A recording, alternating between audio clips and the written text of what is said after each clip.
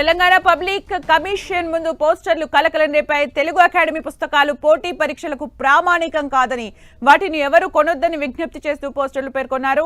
Telugu academy ముందు కూడా పోస్టర్లు వెలిశాయి. తెలంగాణ పబ్లిక్ సర్వీస్ కమిషన్ తప్పులతో నిరుద్యోగులకు తిప్పలంటూ పోస్టర్లు పేర్కొన్నాయి. గ్రూప్ 1లో 150 ప్రశ్నలు తయారు చేయలేని తెలంగాణ పబ్లిక్ సర్వీస్ కమిషన్ ఎందుకు అంటూ పోస్టర్లు వెలిశాయి. మరిన్ని అప్డేట్స్ మా ప్రతినిధి సునీల్ అందిస్తారు. సునీల్,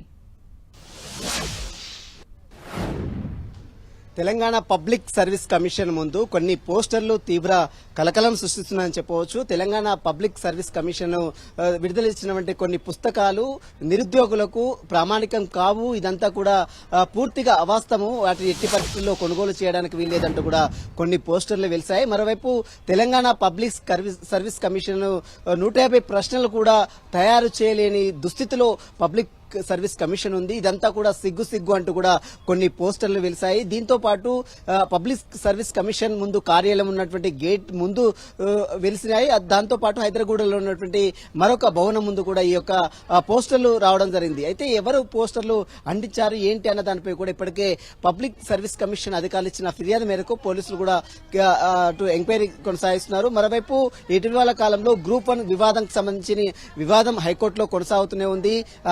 అదేవిధంగా దానికి సంబంధించినటువంటి ప్రశ్నల విషయంలో కావచ్చు, 14 ప్రశ్నలు తీవ్రంగా తప్పుల తడకగా ఉందండి. ఇప్పటికే చాలా మంది అభ్యర్థులు అటు హైకోర్టును ఆశ్రయించారు.